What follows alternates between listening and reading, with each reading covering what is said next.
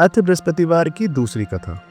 एक दिन इंद्र बड़े अहंकार से अपने सिंहासन पर बैठे थे और बहुत से देवता, ऋषि, गंधर्व, किन्नर आदि सभा में उपस्थित थे। जिस समय बृहस्पति जी वहां पर आए तो सबके सब उनके सम्मान के लिए खड़े हो गए, परंतु इंद्र गर्व के मारे खड़ा ना हुआ।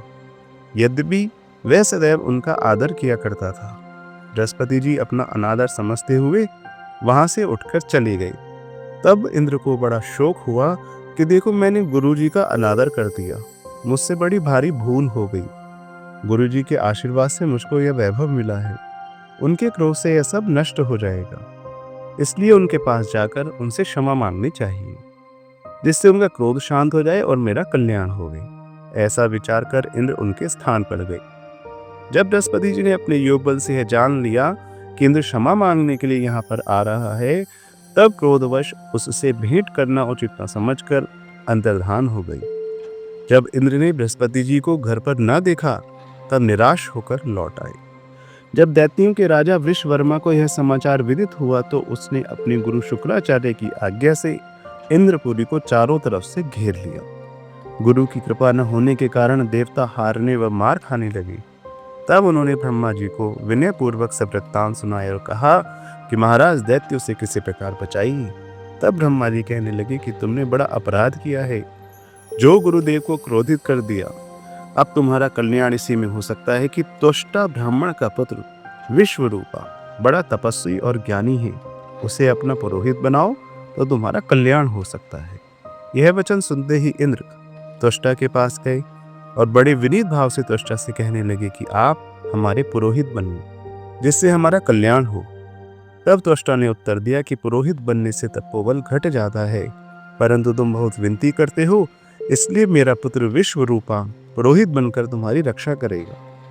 विश्वरूपा ने पिता की आज्ञा से पुरोहित बनकर ऐसा यत्न किया कि हरि इच्छा से इंद्र विश्ववर्मा को युद्ध में जीतकर अपने इंद्रासन पर स्थित हुआ। विश्वरूपा के 3 मुख थे। एक मुख से वह सोमपल्ली लता का रस निकाल पीते थे, दूसरे मुख से वह मदिरा पीते और तीसरे मुख से अन्न आदि भोजन करते। इंद्र ने कुछ दिनों उपरांत कहा कि मैं आपकी कृपा से यज्ञ करना चाहता हूँ। जब विश्वरूपा की आज्ञा अनुसार यज्ञ प्रारंभ हो गया, तब एक दैत्य ने विश्वरूपा से कहा कि तुम्हारी माता दैत्य की कन्या है, इस कारण हमारे कल्याण के निमित्त एक आहुति दैत्य के नाम पे भी दे दिया करो तो अति उत्तम बात है।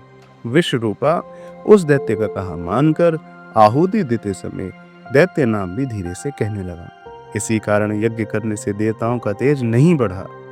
इंद्र ने वृत्तांत जानते ही क्रोधित होकर विश्वरूपा के 3 सर काट डाले। मद्यपान करने से भंवरा, सोमपल्ली पीने वाले से कबूतर और अन्न खराने वाले मुख से तीतर बन गया।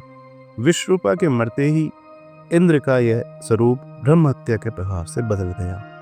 देवताओं के 1 वर्ष पश्चाताप करने पर भी ब्रह्म हत्या का वह पाप न छूटा, तो सब देवताओं की प्रार्थना करने पर ब्रह्मा जी बृहस्पति जी के सहित वहां आए। उस ब्रह्म हत्या के 4 भाग किए, उनमें से 1 भाग पृथ्वी को दिया। इसी कारण कहीं कहीं धरती ऊंची नीची और बीज बोने के लायक भी नहीं होती। साथ ही ब्रह्मा जी ने वरदान दिया, जहां पृथ्वी में गड्ढा होगा, कुछ समय पाकर स्वयं भर जाएगा। दूसरा वृक्षों को दिया, जिससे उनमें से गोंद बनकर बहता है। इस कारण गोगल के अतिरिक्त सब गोंद अशुद्ध समझे जाते हैं। वृक्षों को यह वरदान दिया कि ऊपर से सूख जाने पर जड़ फिर फूट जाती है। तीसरा भाग स्त्रियों को दिया। इसी कारण स्त्रियां हर महीने रजस्वला होकर पहले दिन चांडालिनी, दूसरे दिन ब्रह्मघातिनी, तीसरे दिन धोबिन के समान रहकर चौथे दिन शुद्ध होती हैं और संतान प्राप्ति का उनको वरदान दिया। चौथा भाग जल को दिया, जिससे फेन और सिवाल आदि जल के ऊपर आ जाते हैं। जल को यह वरदान मिला कि जिस चीज में डाला जाएगा वह बोझ में बढ़ जाएगी। इस प्रकार इंद्र को ब्रह्म हत्या के पाप से मुक्त किया। जो मनुष्य इस कथा को पढ़ता या सुनता है, उसके सब पाप बृहस्पति जी महाराज की कृपा से नष्ट होते हैं। बोलो बृहस्पति देव भगवान की जय।